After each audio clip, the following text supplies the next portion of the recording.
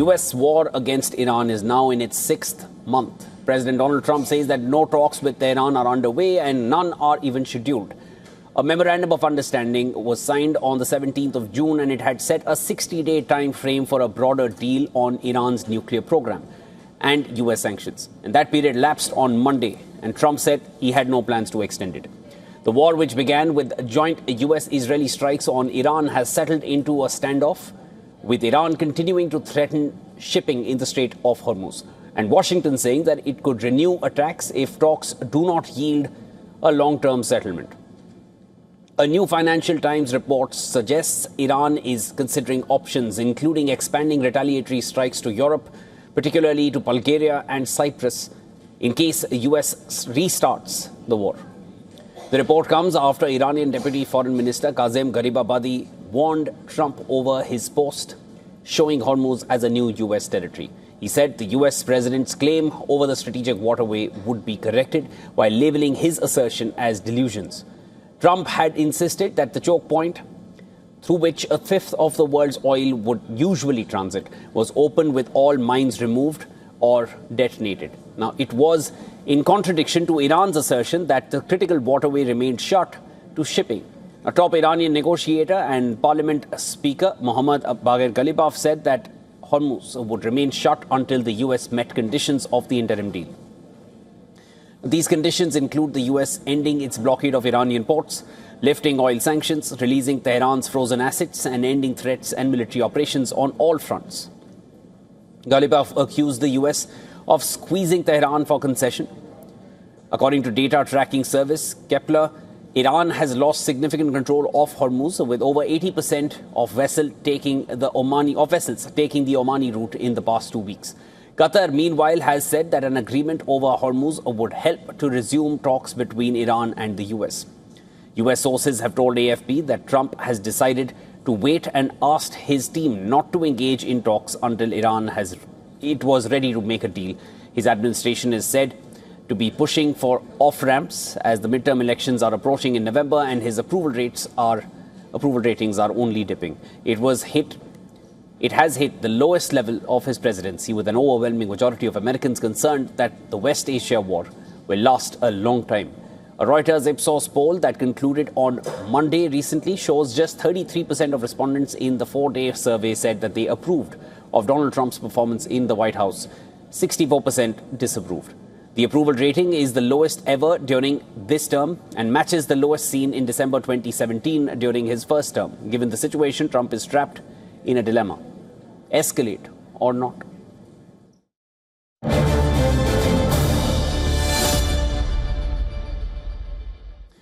All right, to discuss this further with me, I'm now going to be joined on the broadcast live from Tel Aviv by Dr. Meir Javedanfar, lecturer of Iranian politics at Reichman University in Israel and co-author of The Nuclear Sphinx of Tehran.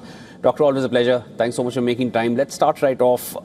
Does Donald Trump have that option of escalating? It has been exercised time and again over the last 5+ months, and it has only escalated matters more, entrenching the US further into this war where they did not want to spend this much amount of time. President Trump is in a very difficult position. If he escalates, as you quite rightly said, it could lead to increase the tax against the infrastructure of the Persian Gulf countries, especially, and US bases in the Persian Gulf states and Jordan. But if he, at the same time, if he capitulates or gives Iran what it wants, or something that looks like what Iran wants, then that's going to really undermine the standing of the United States in the region. And we have to remember, history matters. History doesn't repeat, but it rhymes. Every time the US seemed to be evacuating or withdrawing from somewhere, then that gave the signal to one of its rivals to interpret it as weakness and for them to take an aggressive act. For example, the US left Afghanistan under President Biden. It was a hasty withdrawal. It was a difficult withdrawal. But then Putin saw that as a sign of weakness by the United States, and that was one of the reasons why we saw the invasion of Ukraine. So escalation has its own challenges. Another challenge, of course, being the US midterm elections. Giving Iran what it wants is something that looks like giving Iran what it wants is going to also hurt the credibility of the United States greatly. So President Trump has gone for a third option, which is quite dangerous for the Islamic Republic, which is the continuation of the siege of Iranian ports, which are greatly undermining Iran's capability to sell oil and to import vital goods. Let's not forget, 80% of Iran's imports are via the sea, and now it can no longer exercise this option. And this is really making the Iranians very, very nervous, which is why, according to a recent article in the Wall Street Journal, they want to escalate because they want to get out of Trump's trap. All right, if we take that further, Dr. Javed Anwar, what does Iran have up its sleeve? Because here I'd like to bring in the Bab al-Mandeb Strait, where the Houthis have been fairly active over the past almost 1 month now. Those strikes and counterstrikes with Saudi Arabia, they're only increasing in intensity, and everyone understands the Houthis are backed by Iran, and Bab al-Mandeb was always the card that they were yet to use. With Strait of Hormuz already in a certain blockade, arguably in a blockade, and Bab al-Mandeb also heading in that same direction, is that the card that Iran is going to now use? This is one of the cards. This is one of the cards they're going to use. Their goal is basically to pressure the Saudis so much to the point where the Saudis will go to the Americans and tell the Americans, please, we can't live with this anymore. Please give the Iranians what they want. This is why the Iranians are exercising this option of using the Houthis to pressure the Saudis. Will that work? Well, we can't ignore the damage that these attacks are causing against Saudi energy infrastructure and how they're undermining Saudi security. They are creating pressure, without a doubt. But will that make the Saudis more amenable to compromise or more aggressive? I think it's more likely the second option. I think the Saudis are also realizing that in order to eliminate the Houthi threat or to severely reduce it, you have to weaken Iran's capabilities.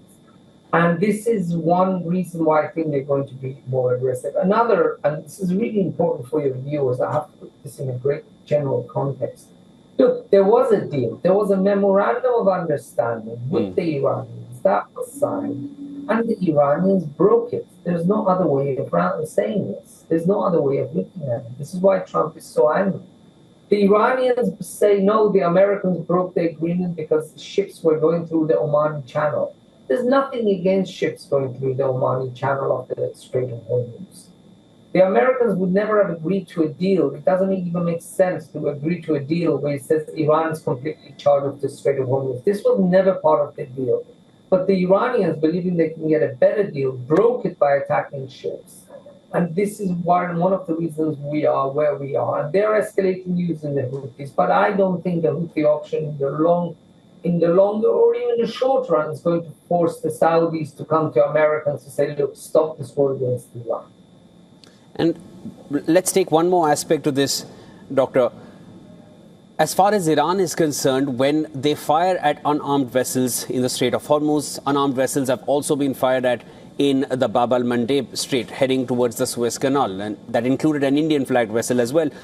But when Iran fires, or when Iran is issuing threats, and this is as per reports, Iran has not said this, but they're going to be attacking in the European region, American military bases in the European region. That's what the latest reports are now suggesting. When they fire right back at Donald Trump in terms of rhetoric, when they are willing to continue the fight, it gives the sense that they are very much in the fight. And then there are reports suggesting that their military capacity, their missile capacity is not as degraded as the US would like to believe, or certain US reports are suggesting.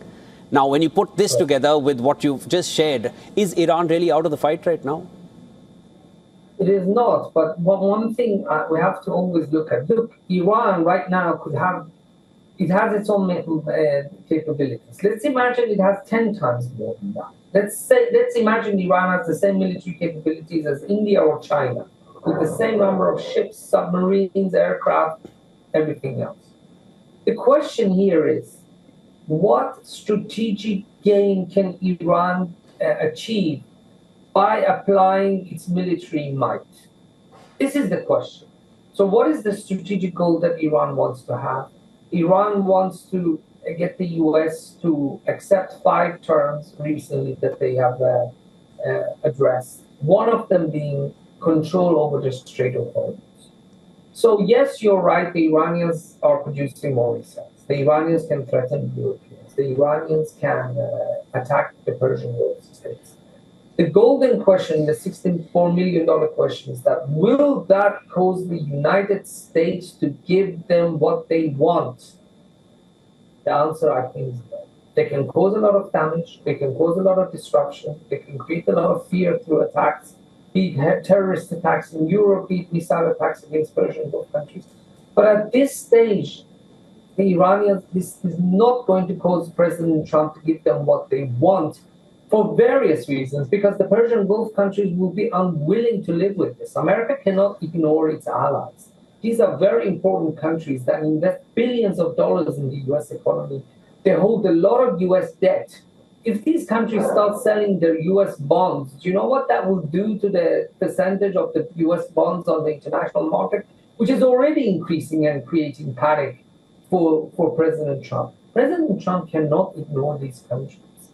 As much as he wants to succeed in the midterms, these countries cannot be ignored. So to answer your question, again, I don't think Iran is in a position right now to impose this term, despite the fact that it has surprised Israel and America with its military capability. Let me quickly just address the million-dollar question, Doctor. Will this, if they resort to whatever military might they have left or they still possess, will that make the US give them what they want? But the counterpoint to that is that the Iranians see the Strait of Hormuz as theirs already. It doesn't belong to America to give to Iran. It belongs to them. That's how they're seeing it. Every statement says it just the way we're hearing it now, that it'll never go back to what it was. It's ours. We control it. We are geographically close to it. We're going to exert that pressure. We're going to exert that advantage and ensure that no one passes it. Even though America has maintained that blockade, yes, that is hurting Iran. But for Iran, when they see it, they found a strength that they never knew they possessed, and it was right in their backyard. So that's the counter that comes there. And that's where they want to keep exerting their pressure. And perhaps that is what's making them fight for the Strait of Hormuz so significantly at this point, because they understand that's one part of which nobody is able to take from them. Do you see it in a different light? Shivan, I'm smiling because that's why I love to be on your show. You always bring very good counterpoints and very important different aspect of this. Yes, first and foremost, if Iran can, countries have access or have control over straits, but that does not always give them the right to impose their will. Absolutely. But let's just say, okay, Iran, let's take that argument that you just said. Iran says the Strait of Hormuz is mine, and I can decide. Okay, let's go by the question of territory. Iran, that means Iran only has access to half of the straits, Shivan. Let's not forget the Omanis. Omanis have access to, they have owners of the other half of the Strait of Hormuz. They can do what they want. And what they want is for all ships to pass through their side of the Strait of Hormuz. They don't want anybody to pay fees and to have complete control over it. But the Iranians, using their superior military capabilities, are imposing their will on the Omanis. Yeah. So that means, Shivan, that Iran is never going to get the diplomatic recognition of its ownership, of its control of Strait of Hormuz. This is something that we have to realize. This is something that we in Israel have also found out, you need to have diplomatic legitimacy for what you're doing. Otherwise, you can have all the strength that you want. This is for all the countries. Look at Putin. He's fighting in Ukraine. He can make all the claims in the world.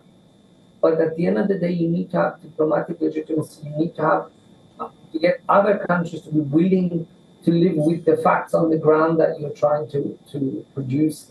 And the countries in this region, or in the Persian Gulf region, are not willing to live with it because, number one, there was a deal and Iran broke it, the memorandum of understanding. Number two, Iran does not want to allow the Omanis to do what they want with their side. So as much as they can make a claim that the northern side is under their control, the northern side of the Strait of Hormuz, as long as they don't accept that the Omanis, that also entitles the Omanis to do what they want, that they're not going to get the legitimacy, and this crisis is going to continue, which is very much against Iran's interest because its economy is doing very badly. You know, imagine if 80% of goods imported in India were via sea and all of your ports were blocked. What would that do to your economy? The same is happening to Iran and they cannot ignore it. Understood. And at this point, Doctor, when it comes to Oman, they're really in a bad situation. When you have Iran on one side claiming the entire waterway as their own, and then you have the US also threatening Iran that they're going to get bombed if they do not fall in line. And then they have also taken a certain number of hits where Arakchi said that it wasn't part of the decision that was taken collectively. Then who really fired those missiles? So who's really calling the shots in Iran? Trump also threatened the Omanis. Shivan President Trump threatened the Omanis to attack them militarily. This is really, really unacceptable. This is just very irresponsible statements. Yeah, and all rules of international law have anyways been flung out of the window ever since Feb 28th. Let's just wait and watch how this one goes, because nobody seems to be seeing any end to it here, least of all US and Iran. Would love to discuss with you again. Dr. Javed Amfar, always a pleasure speaking with you. Thank you very much.